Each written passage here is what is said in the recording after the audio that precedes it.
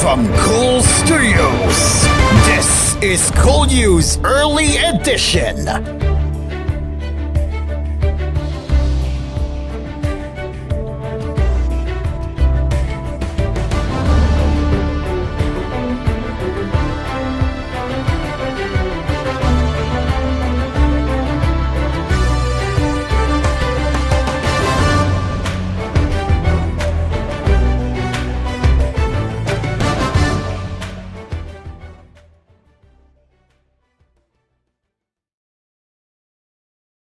Alright, a fellow good morning to everyone and welcome to Cool News Early Edition. So today it is July 8th, 2024, it is Monday, and we do apologize for starting a little bit late as I just got up and let me say this, I just started a little bit late today because of my phone having, my phone wasn't on at that time and my phone died and it didn't sound an alarm, so I have to take it my responsibility. I'm not able to start at 5:30 earlier. So anyways, we will be delivering the latest news headlines that you might have missed yesterday and today, and we will be here until 7. Alright, so let's begin with the first headlines now, as leaders of the House of Representatives should expedite the passage of a bill mandating the inclusion of Philippine history as a separate subject in the high school curriculum. This move is meant to ensure that the subject is not revised. These statements came from House Deputy Minority Leader and ACT Teachers Party List Representative Franz Castro on Sunday. She made the call after President on to focus to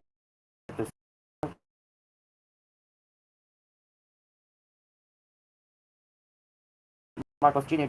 That's not good. That's not good. That's not good. Okay, anyways, let's continue. For some reason, my technical computer is lagging, but anyways, let's keep going. President Marcos Jr.'s directive to Secretary Angara underscores the urgent need to pass House Bill number 207, Castro said. If we are serious about teaching our youth accurate and comprehensive Philippine history, we must ensure that it is given proper attention in our curriculum, she noted. History is not Martides, or mere gossip. It is a scientific discipline that requires rigorous study and fact-checking, she said. By fast-tracking House Bill number 207, we can safeguard our history from being revised or filled with fake news, the lawmaker added.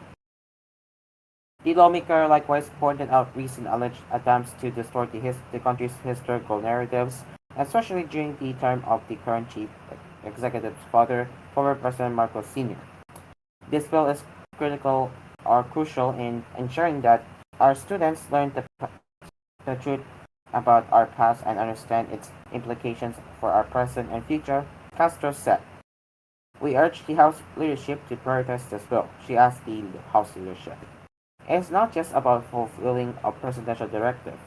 It's about equipping our youth with the knowledge they need to become critical thinkers and informed citizens, she stressed. Marcos made the directive last week as he observed that children's workbook contained little information about the country's history. Based on reports, the teaching of Philippine history stopped at grade 6 during the time of former Education Secretary Leonard Briones. It was replaced by Asian history in grade 7, world history in grade 8, economics in grade 9, and contemporary issues in grade 10.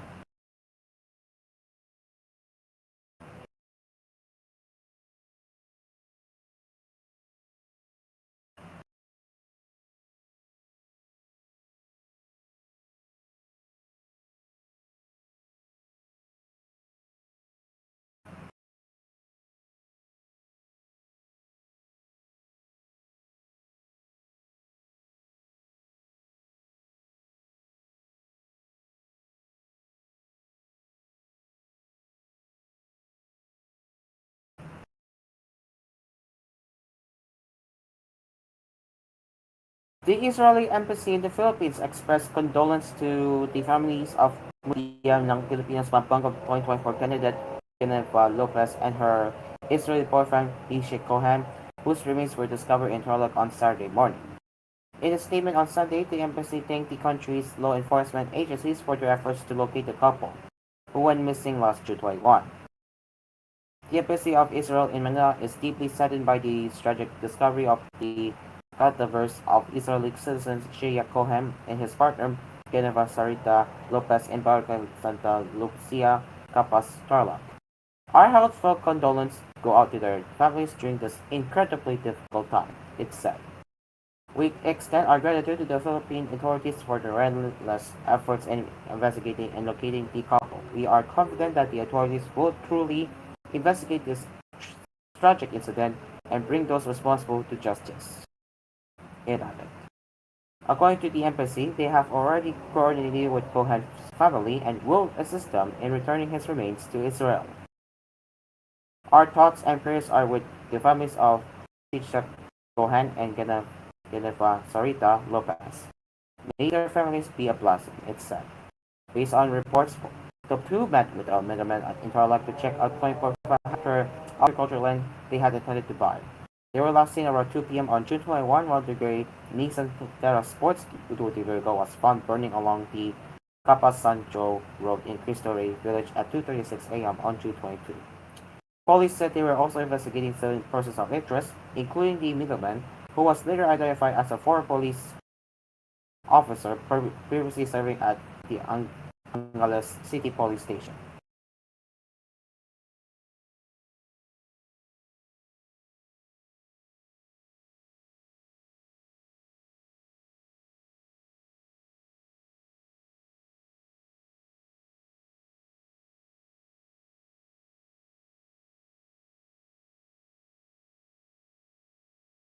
As an outcome of the Senate prop of Philippine offshore gaming operators focus, Senator Sherwin Kachilin on Sunday urged the Securities and Exchange Commission to conduct random check on corporations to ensure that the registered incorporators are not fictitious. The SEC should probably conduct random property check.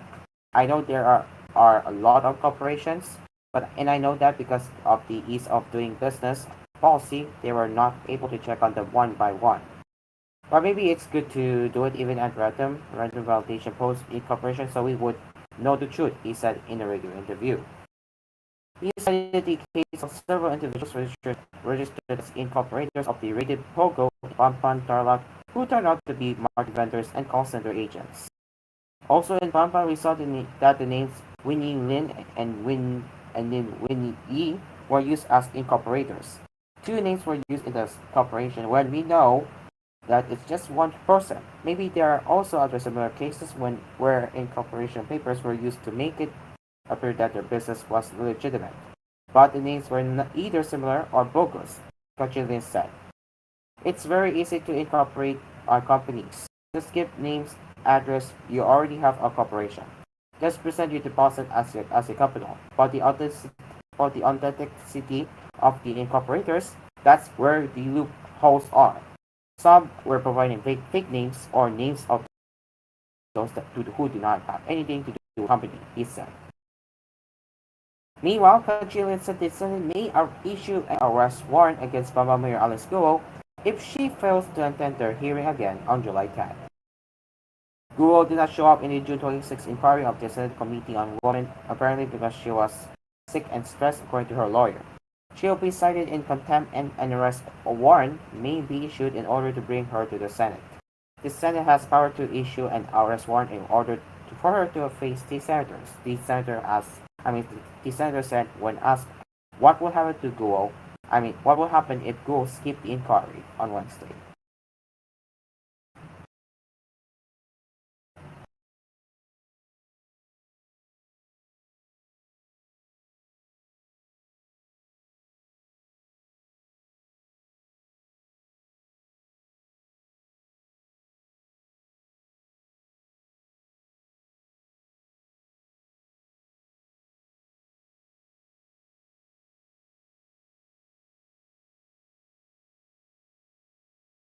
The Bureau of Immigration noted a rise in international travel during the month of June, attributing the spike to the school break that allowed families to have their vacations abroad.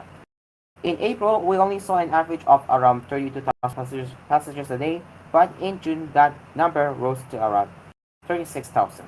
Immigration Commissioner Norman Tansico said in a statement on Sunday. In April, the BI said a total of 946,092 departed by Ninoy Aquino International Airport terminals, while in May there were 979,720 departures.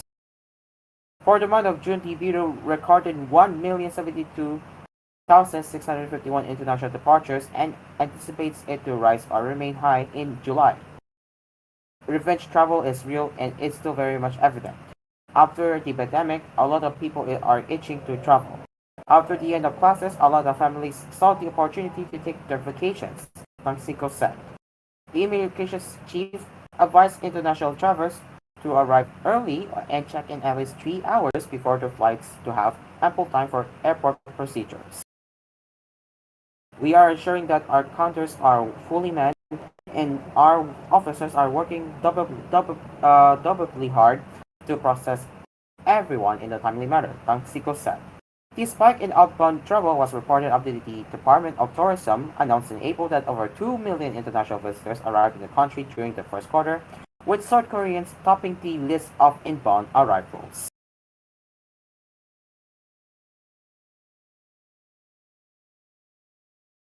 The country's tourism receipts from January 1 to March 31st have also accounted for around 157.62 billion pesos, which translates to an estimated 120.70% recovery rate from the 130.59 billion pesos revenue gained from. There we go. Okay, we are live now, so let's continue where we left off. The country's tourism receipts from January 1 to March 31st have also accounted for around 157.62 billion pesos, which translates to an estimated 120.70% recovery rate from the 130.59 billion pesos revenue gained from the same period in 2019. Based on the DOT's monitoring data, a total of 2,010,532 international visitors entered the country with 94.21% of or 1,894,076 of the country's total international arrivals delivered by foreign tourists, and about 5.79% or 116,446 are overseas Filipinos. This is 15.11% higher than the international arrivals recorded in the same period last year, pegged at 1,746,630. South Korea remains the Philippines' top source market in terms of inbound visitor arrivals with 29.19% or 546,726, followed by the United States with 315,816 with 15.71%, China with 130,534 with 6.49%, Japan with 123,204 with 6.30%, and Australia with 88,048 with 4.38%. Canada, Taiwan, the United Kingdom, Singapore, and Germany ranked 6 to 10 respectively. According to Tourism Secretary Cristina Pasco, the country aims to welcome 7.7 million international visitors this year. The country welcomed 8.26 million tourists in the 2019. Alright, we had got that covered now, so hopefully in the next gap we won't be experiencing any technical issues. So anyways, coming up, it will be cool weather brought to you by the DOST Podcast Weather Forecast. It is now 42 minutes to set. It is now 42 minutes before 7, and koolNews Early Edition will be right back.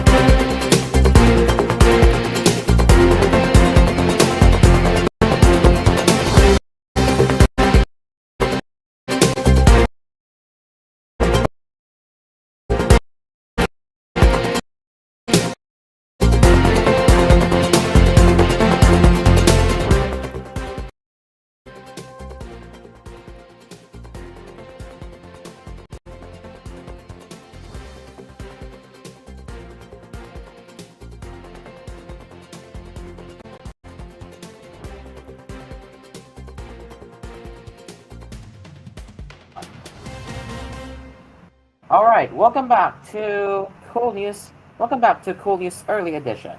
Now, before we continue with the national headlines, here is cool weather forecast brought to you by Obet Barina.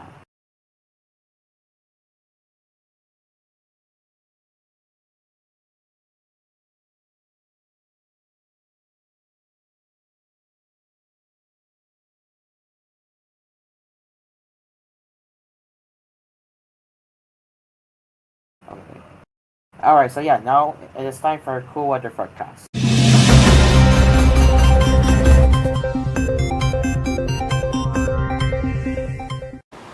Magandang umaga po ng Lunes sa inyong lahat mula sa Pag-asa Weather Forecasting Center.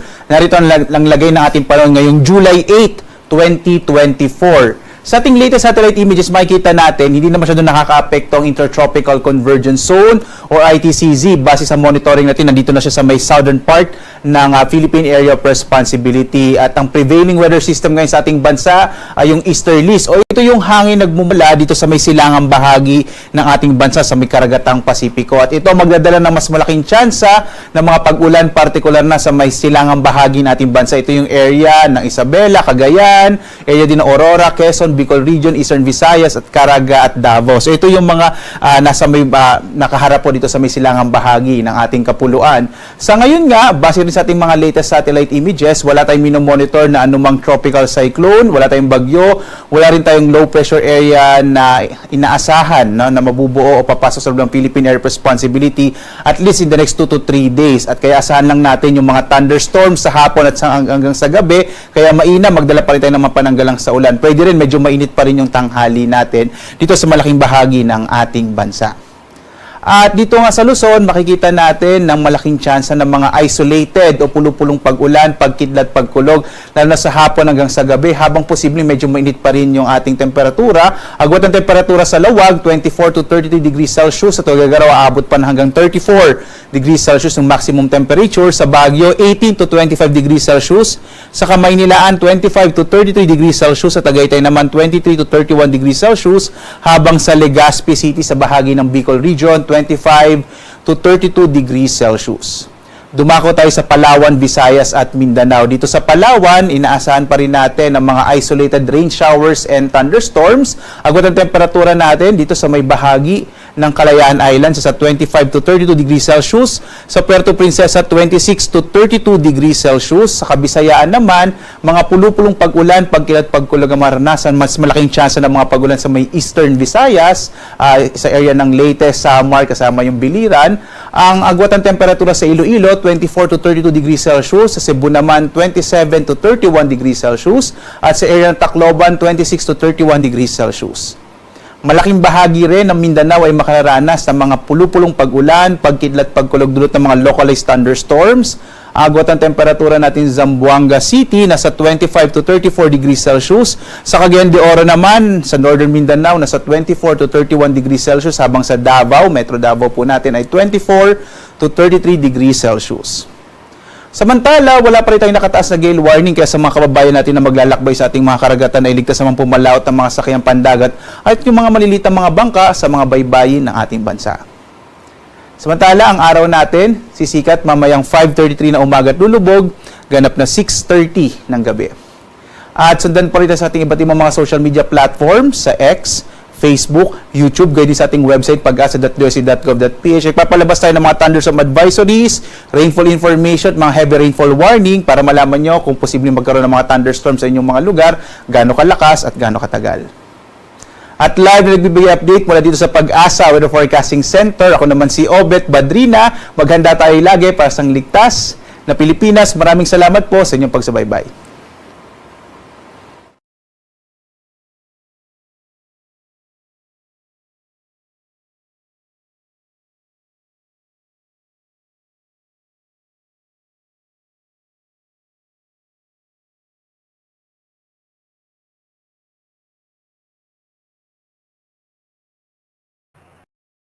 Alright, there you go. So that has been the weather forecast from Pagasa. Alright, it is 5 minutes before 7. Now we will get into the last we will now get into the last headlines before we leave before we leave the cool news early edition. Okay, so let's check. Alright, so we're going to be doing our entertainment news now.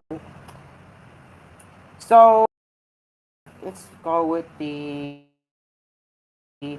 Beaning more. So Pilipinas charities incorporated has more than 100 so from the Philippines sharing the same stage in a massive opening presentation. Queen's crown in the 60s paraded alongside winners spanning the decades out all the way to 2022 at the current coronation night at the Spark Ayanta Colosseum at the Ayanta City in Quezon City. The ladies were resonated by Martin Nievera, Gary Valeriano, and P-pop supergroup SB19 singing the pageant's ironic theme song with the Queen's image from then and now flashed on the LED panels displayed on stage. The first and so far Miss Supranational winner from the Philippines, Mudia Johanna Ado, also made an appearance and was joined by 2021 Miss Intercontinental Cinderella Reyes of Benita. So yeah, Miss Universe, Gloria Diaz, Marky Moran, Pia Bortech, and Katarina Gray were called to the stage one by one and stood together for an epic gathering, which also included Miss International winners Pia Santiago, Kate Leeper Sosa, and Melanie Marquez. Aurora Bichuan, who was crowned Miss International 1990, was however called on stage but did not show up. The massive assembly of ladies also cheered in jubilation when BPCI chair Stella in jubilation. I'm sorry. The massive assembly of ladies also cheered in jubilation when BPCI chair Stella Marquez Arieta was flashed on screen, waving and blowing kisses to the camera.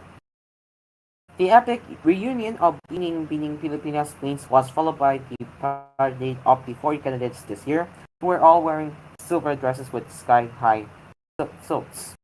They danced to the mashup of Rihanna's Diamonds and Shirley Bassey's Diamonds Are Forever. Bining Pilipinas International, Angelica Lopez, and Bining Pilipinas Anna Lacrini are set to relinquish their titles to their respective successors at the end of the show. The winners will receive 1 million pesos each.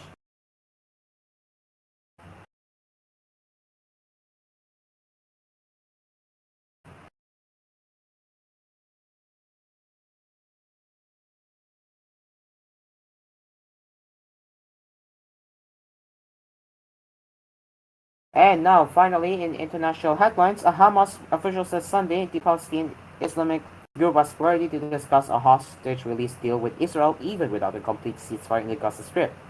The apparent easing of Hamas' position comes as long-stalled diplomatic efforts to secure a ceasefire and hostage release have gathered pace with a new proposal and meetings hosted by Qatari and Egyptian mediators.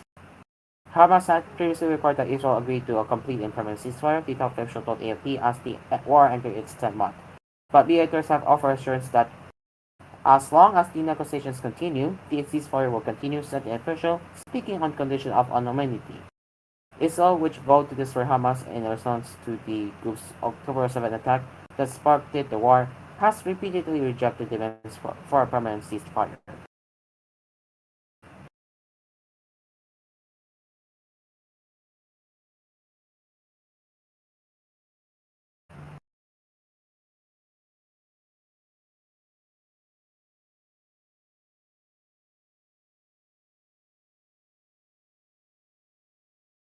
And I think we are out of time now, so that will be it for Cool News Early Edition. As always, if you can send feedback and news to us at tvh.philippines.news@gmail.com. And we will be back with more headlines later with Cool News at 11 a.m., koolNews at noon, 4 p.m., 6 p.m., and koolNews part-time at 9 p.m. Until then, I am Aspir, and this has been koolNews Early Edition. And hopefully by tomorrow we will be we will be starting on air on time, and hopefully when my phone doesn't screw up this time, so whoops. But anyways, I will see you later. Goodbye for now.